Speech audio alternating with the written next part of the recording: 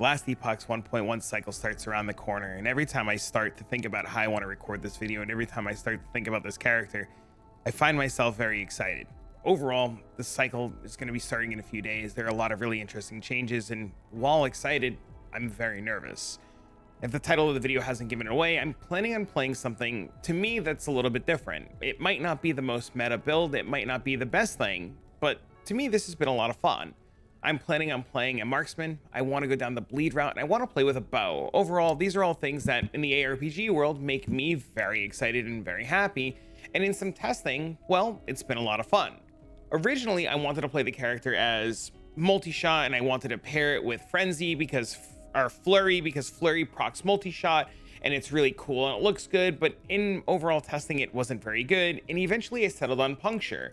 Puncture has been overall a lot of fun. It has been very rewarding. It has felt very good. And today I want to talk to you about just how I plan on doing things and my overall route in 1.1. Now, in Last Epoch, when it first originally started and came out, I played Circle of Fortune. I love Circle of Fortune. This build will actually do really well in Circle of Fortune, as all the gear I have right now is from Circle of Fortune.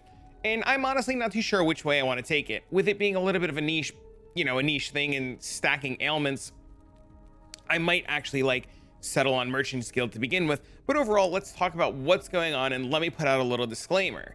This is a 1.1 build, with 1.1 having so many changes. Nobody really knows, or I really don't know, I should say, how things are going to handle and work out.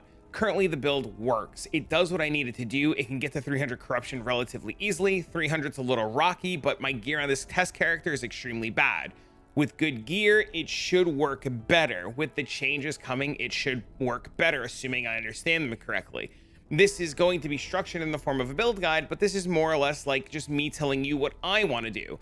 Should you choose to copy this or use this to, pretty much do the same thing, please be warned that this will be rocky, this will be bumpy, there will be tweaks and changes, and if you're looking to keep up to date with all the changes to the character, your best bet would be either A, join my Discord, and I'll be posting about my updates as I go along, B, check out the live streams both here and YouTube, or well, here and Twitch, I should say, and you'll be able to keep up with what's going on. And 3, if I do end up changing the character drastically or make changes, I will post updates in the description down below with timestamps of when it was updated last, and I'll make a new video. So overall, proceed with caution if you choose to copy down this route.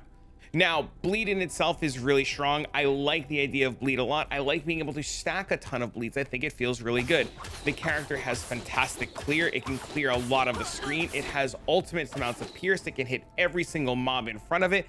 And overall, it has really good movement, especially with the evade skill coming out. We have the ability to shift everywhere that we want to go. We can use smoke bomb for, just extra coverage. We have umbral blades that we get to throw out everywhere to give us extra damage. And overall, it's just felt really strong and really good. It can clear, corruption 100, the greater corruptions relatively well, and 300s are a little bit rocky in itself. And the gear in itself that I have on the character in testing is not the greatest. Before we get into gear, let's just kind of take a look at how it plays and what we should expect. If we go to a lesser corruption and we start there, just to give you an idea of how it functions and moves, we're going to go to a 167 and we'll hop right in. So we're just going to load right in.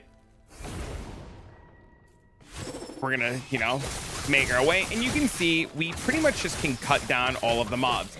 A lot of people aren't going to like the fact that it's a dot-based build. You have to deal and make a bunch of stacks, and mobs will die behind you. And if you have to go back, you'll probably have to go back and double check for loot.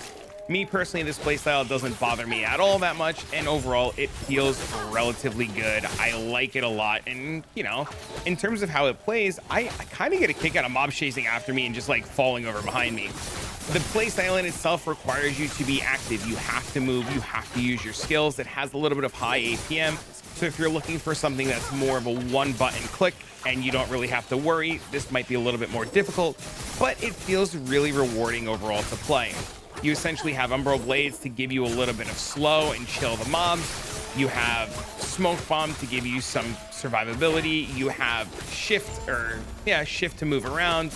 And you can see, we cleared this one, this Echo or Monolith, relatively simple.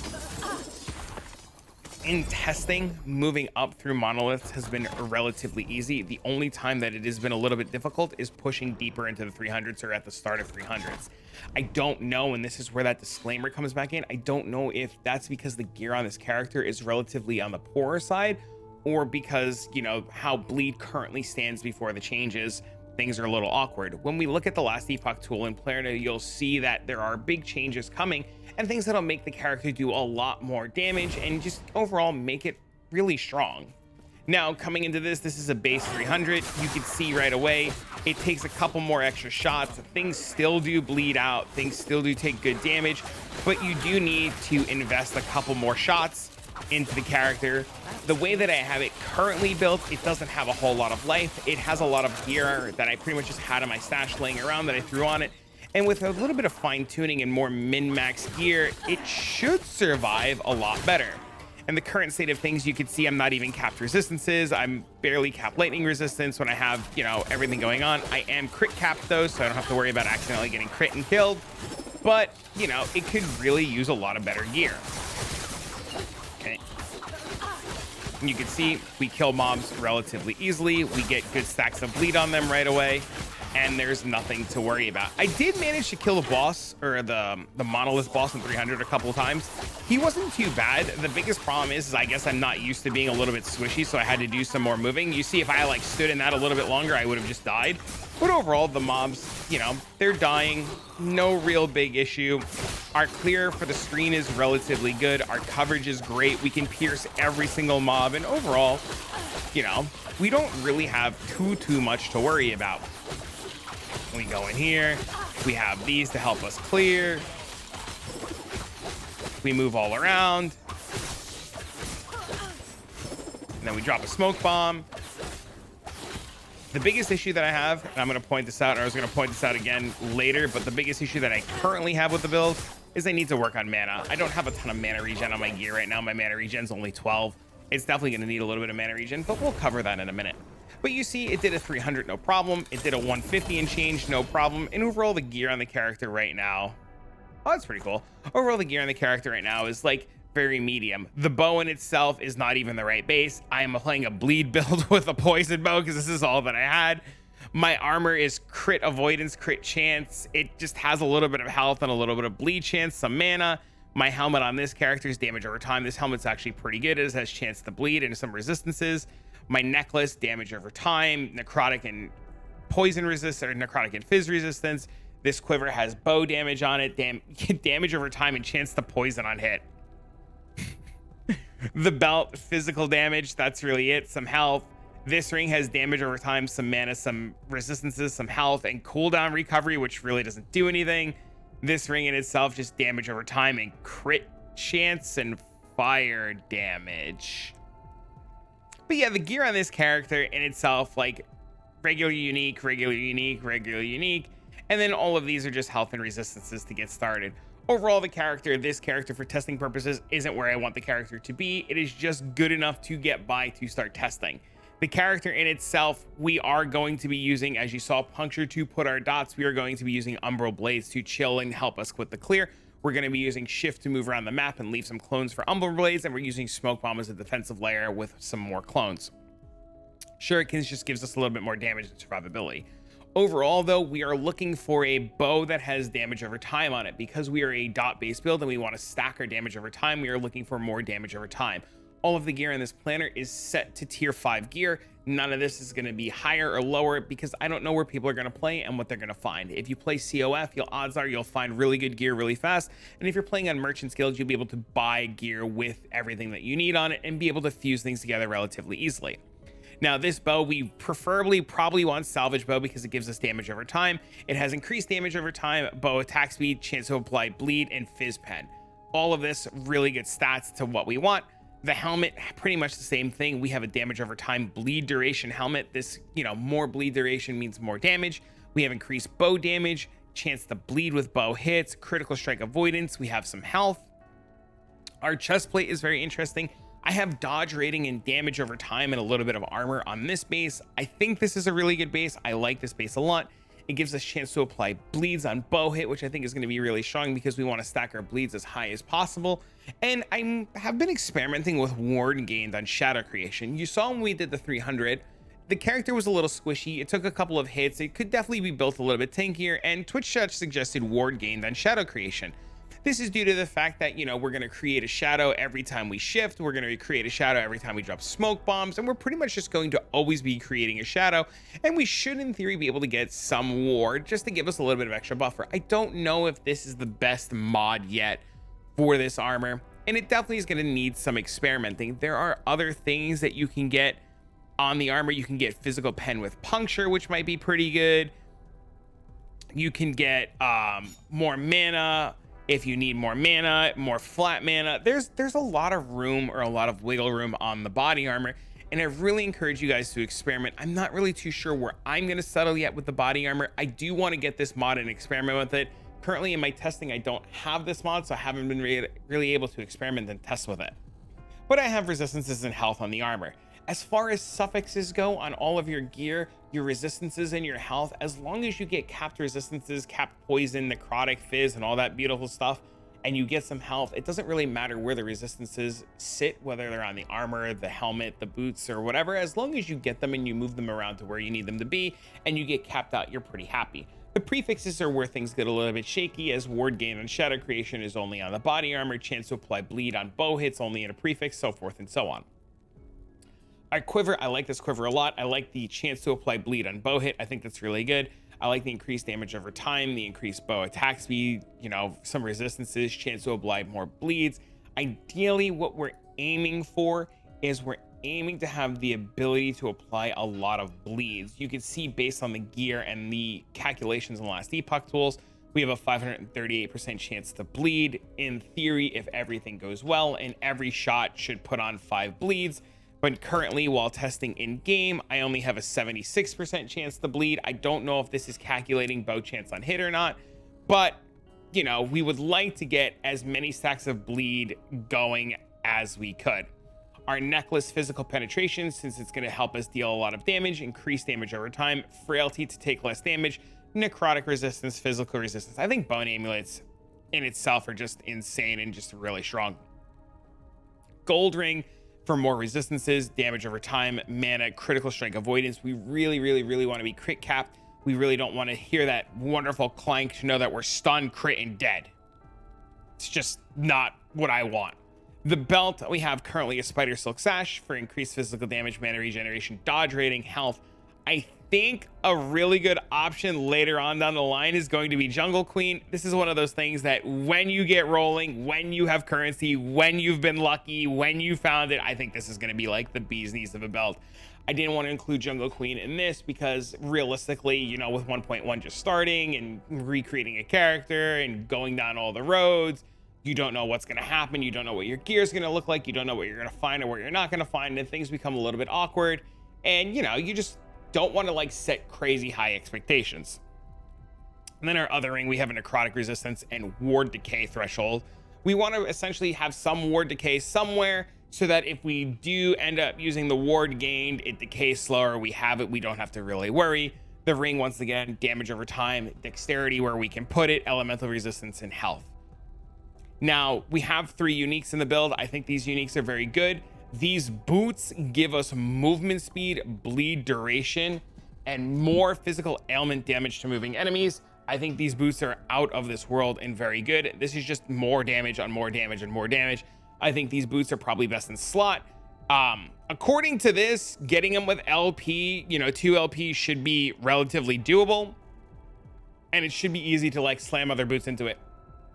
I think more movement speed on these boots are going to be really good because movement speed is great and you want to be able to move around, and having a ton of movement speed is really good. And from there, probably more dexterity. I'm really not too sure yet. I'll experiment a little bit as, you know, the cycle starts and we get into it. This chalice for our offhand, I think, is really good. It gives us bleed on hit, bleed duration, physical damage over time, leached as health, and 20 health gained on kill per stack of bleed on the target. I think this is going to be something very good. I think this is going to be really out of this world. I think it's going to be Just overall a really good source of sustainability, because we're gonna need a way to like survive, and we don't want to just like roll over. So, but I like this a lot. I think too this is going to be one of those items that like we'll be able to get with LP on it. It'll be able to work, and you shouldn't really have too much of a hard time whether you're going to buy it or farm for it yourself. The gloves I'm a little worried about. I don't really know how rare these are going to be. These are really nice. They give us increased physical or increased damage over time, fizz resist, poison resist, bleed duration, poison duration, and our crit strike multi is converted to pen, which is really interesting. These gloves, I think in testing, have been really good. I'm not sure how rare they're going to be. I think they might be a little bit difficult to get. If they do end up being difficult to get, there are a lot of really good options depending on what you need. The build right now has a little bit of mana issues, so if you don't need resistances, I think like getting a base with a little bit of mana regen on it's going to be really good.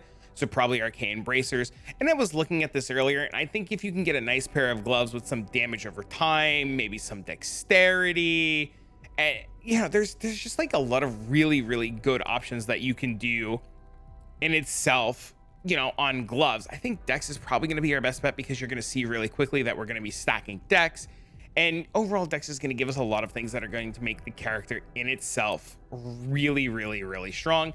As far as suffixes go on the gloves, we're pretty much just going to do the same thing that we've been doing. You don't want to do shred armor, as it really doesn't apply to dots. You can do resistances, critical strike avoidance, dodge rating, whatever your character really needs to fill the spots of what you're missing. The unique gloves currently have fizz resistance and poison resistance, and that's where we're filling a lot of those gaps. So you might have to fill those gaps with some rare gloves. Our idols, I'm still experimenting with the idols. The idols are pretty much free range to whatever you think is best. You can do damage over time, chance to bleed idols. You could do bleed on hit, bleed with bow hit idols. You can do increased damage, physical damage over time, health, physical damage over time. Or you could do idols very similar to what I have here, where I have increased health and lightning resistance, health and fire. Pretty much use your idols to fill in what you need. And as your gear gets better, we'll use the idols to just, readjust to more fine-tune and min-max. Also too, as we start to like get idols and refine our gear and put LP on our gear and get really cool uniques and slam them into each other, it'll open a lot more doors and avenues of where to begin. Blessings are also another one of those things that are really up to like doing what you need to do. I took mana here because I feel like the character's going to need more mana. I took physical resistance here to cap out the resistances, chance to apply frailty alongside of our amulet to make sure that we always have the mobs are always frail, chance to apply bleed on hit, and void resistance. In my testing, I have some really good blessings. I have critical strike multiplier, which doesn't really do anything. Critical strike avoidance until I was able to get really good gear for critical strike avoidance. This is a really good option. Fire resistance, cold resistance. I think I had lightning resistance somewhere too, or did I get rid of that? I think I might have gotten rid of that. Cold, fire, crit, multi. Yeah, just fill out your blessings to what your character needs in the current moment. Because of the new changes that are coming, you can like swap your blessings around freely, so you should really just take advantage of what you need and farm out what'll get you rolling to the next stages.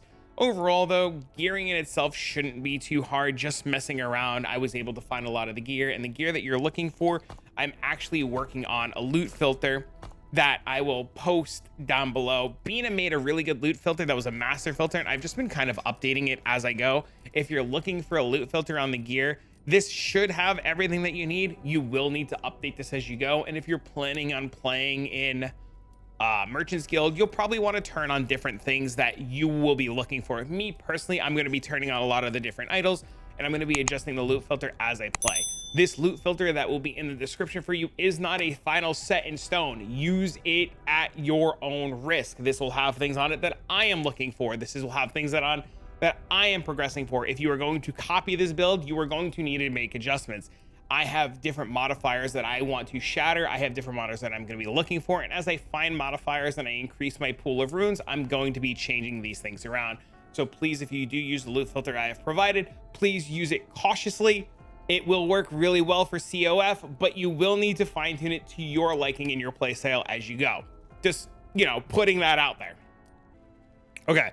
So now that we've gone over the basic gear and where it's going and what the skills are doing, let's jump more into like the actual skills, how they're working in the passive tree.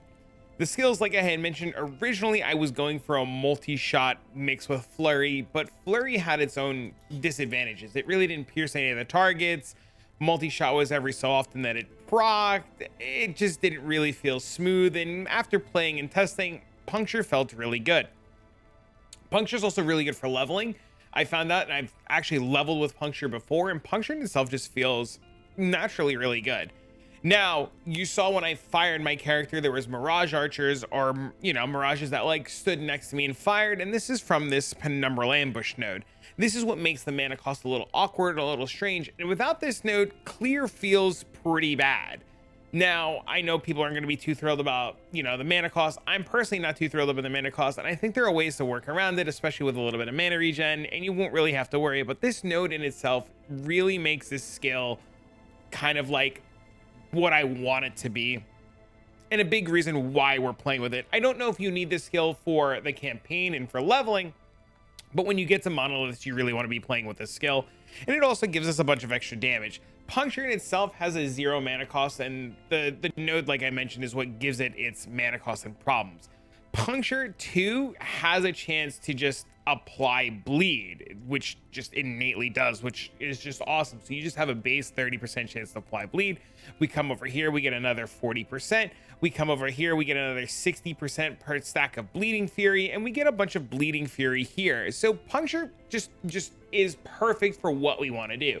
It gives us tons of clear, tons of range, pierces all the mobs, and it just bleeds everything. Other cool things too is we have Mind Piercer here that gives us extra mana on hit. And like I mentioned, Puncture is very mana intensive as is, but if we start stacking a bunch of mana, we get physical penetration per 15 maximum mana. So there is a really good argument to stacking mana while using Puncture, because we just get a bunch of physical pen, and more physical pen means more damage, means more dot damage, and overall seems relatively good. Coming this way though, Toxic Delivery gives us poison chance, which I know you're gonna be like, wait a minute, hold on, like what are we doing? That's awkward. We're bleed, but we take Sanguine Obsession, which converts poison chance from all sources to bleed chance. This is what makes the current bow that I have work. Anywhere that we get poison chance automatically becomes bleed chance, and we pair it with Efficacious Toxins, which gives us a chance to take increased damage over time. One of the big things between testing at the time of recording and last Epoch tools is this node right here is a 25% chance to be applied, and in the current state of last Epoch, if we go over to this node, it's not updated. So we get, you know, changes that are coming. On top of that too, like I said, we're going to be playing with Umbral Braids. I'm not really sure if we're going to stick with the Cold Snap and the Sub-Zero Intrusion. There are a lot of things that are being changed with the way that cold works and chill. So these 2 points right here, as of right now, take them with an absolute positive grain of salt. Umbral Braids are those spinning blades that you saw that every time we dash and we create a clone, they were left behind. Essentially, Umbral Blades will create a blade storm that'll hover and spin in place and deal a bunch of damage.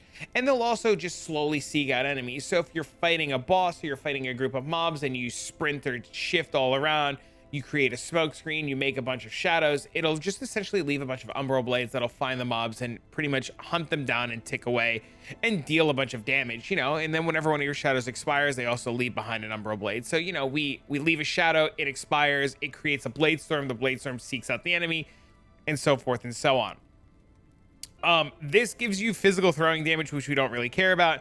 And this node, like I said, are what gives the Umbral Blades the ability to chill, freeze, and give us a little bit more crowd control.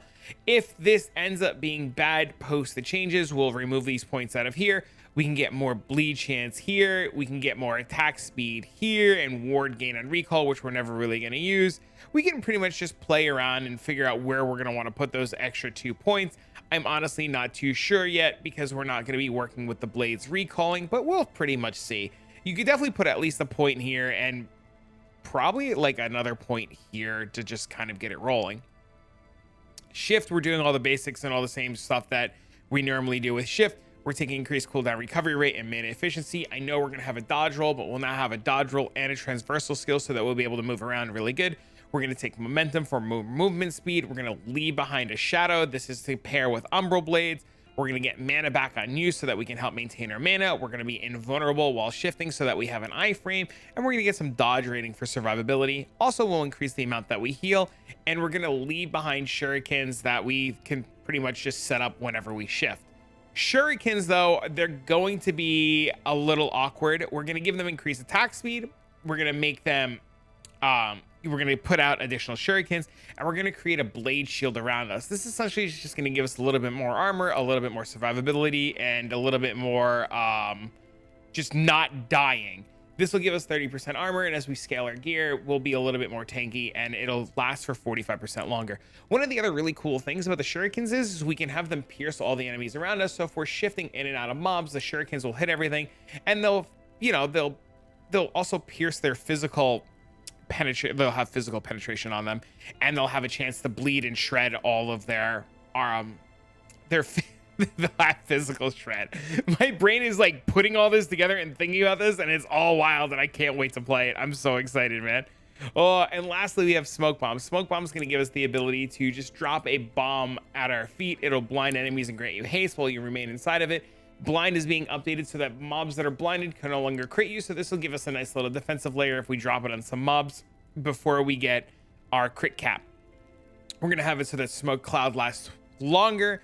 We're going to get it so that we can have a shadow clone chance. We're only going to put 1 point into smoke blades. We don't really care too much about it, but we are going to make it so that it's a 100% chance to give us shadows for the Umbral Blades. We're going to give it so that we have puncture bleed chance, which is all really cool. So everything kind of like ties together.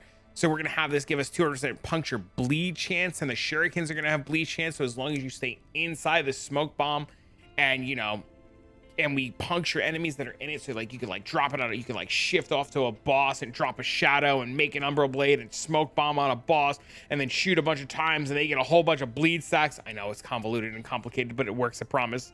We're going to get bleed chance per Crimson Shroud. Pretty much you're granted a stack of Crimson Shroud on kill one side of smoke cloud, granting you bleed chance and less damage taken. So you just drop the smoke bomb, kill a bunch of enemies, you get some crimson chance, more bleed. We're going to cover an extremely large area. We're going to get frailty on the mobs. We're going to get silver shrouds so that we don't die. We're going to cleanse all of our ailments. We're going to gain health back. We're going to gain mana back, and everything just kind of really works together and just really meshes really well. And this is where I mentioned earlier that this is going to be one of those things where if you want a one button build, it might not be your best friend, but if you're okay with pressing a couple of buttons, it'll work out relatively well. Okay, let's take a look at the passives now. The passives are where a lot of things change, and pretty much what made me want to play Marksman. Currently, we'll start with, or I guess we should start with how it looks here, and then we'll compare it to what's in game, and we can see the very big differences. We're picking Rogue because Rogue gives us Marksman, and Rogue gives us pretty much just everything that we want to do with essentially playing a bow character.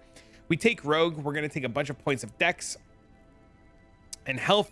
We're going to get some dodge rating, we're going to get some evasion rating, and we're going to get some agility so that we get haste on hit chance. So this pretty much says our increased damage per 1% increased movement speed. Because of this node, the faster we move, the more damage we'll do. And from testing, sources of base increased damage will scale our bleed, which ends up working really well with the boots that we showcased earlier because we can get them with LP. We can put more movement speed on them. More movement speed means more damage means more survivability, and it all kind of like works together. We're going to take Glancing Blows here because Glancing Blows is the defensive layer and some dodge rating, and we're going to get a health back in Glancing Blows. Pretty much you take 35% less damage, I believe that it is, when you take a Glancing Blow. So you take a Glancing Blow, you gain a bunch of health back, you feel really good. Also, we gain a bunch of flat health. None of the other nodes really do a whole lot. We can take this node for attack speed and physical damage. Physical damage doesn't really do anything to like scale our bleed, as we need percent fizz to scale our bleed. Every third melee throwing or bow attack deals increased damage. This one's pretty nice, but I mean, it's every third attack, which makes it a little bit awkward. And then we get bleed on the third attack. You can move points around if you really want to like mess around with this, but I don't know how much this is going to be impactful considering the fact that it's every third attack. Is a world where like we move some points around and we try to get 5 points of disembowel, but you have to put 1 point here, 3 points here, and then 5 points here. 5 stacks of bleed, that was a lot, but it's every third attack. So I don't know, it might be awkward, it might not be awkward, but this is definitely something to like look into and play around with. We go to Blade Dancer. We take 8 points in Blade Dancer. We want more glancing blows and we want more flat dexterity. Just chance at glancing blows and chance at glancing blows, you know, just gives us a little bit more of an extra cushion and or defense layer. Coming into Marksman, we get bow attack speed, which is really nice. We get a bunch of health gained. We get dex and dodge. We get some haste after evading. This is another one of those points that I was mentioning earlier. Coming up in 1.1, we get a couple of new thresholds on the passive tree, which make Rogue really interesting. For example, in the base game, we don't get haste after evading, so now we'll just always have like a source of haste, which is really cool. We're going to come over here. We're going to take bow damage, which doesn't do a whole lot, critical strike damage, which doesn't do a whole lot. This node, we only put 1 point here to get to 1 point here to get to 5 points here. The 5 points here are actually temporary as we want critical strike avoidance. Eventually we'll get critical strike avoidance on our gear. We'll get better bases put together and we'll get critical strike chance on our gear. And we can remove these 6 points or 7 points here. And that's how we're going to find our ability to experiment here. So we have 5, 6, 7, 8, and then 9, and we'll just like move some other points around. Concentration is a really interesting one. Concentration grants us more damage. If you are hit by an enemy with 4 meters, you lose concentration. So as long as we just stay really far away from where we are and we don't get hit, we get concentration.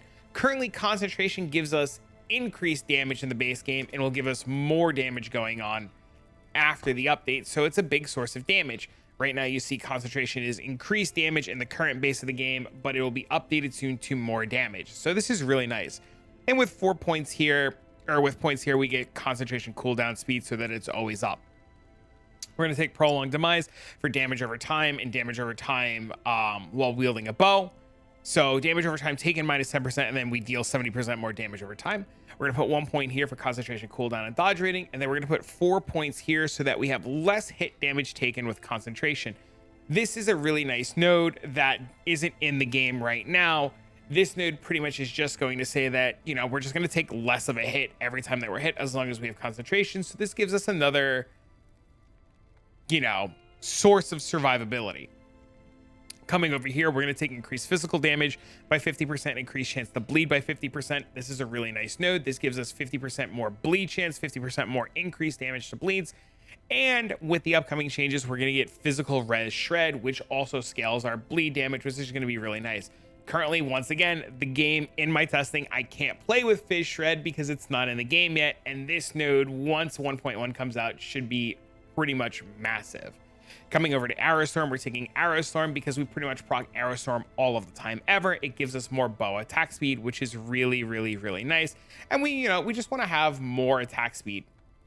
We're going to have Sharpshooter too because we're going to do the exact same thing. Sharpshooter just increases our bow damage. It lasts for a bunch of seconds. It gives us more of a base hit.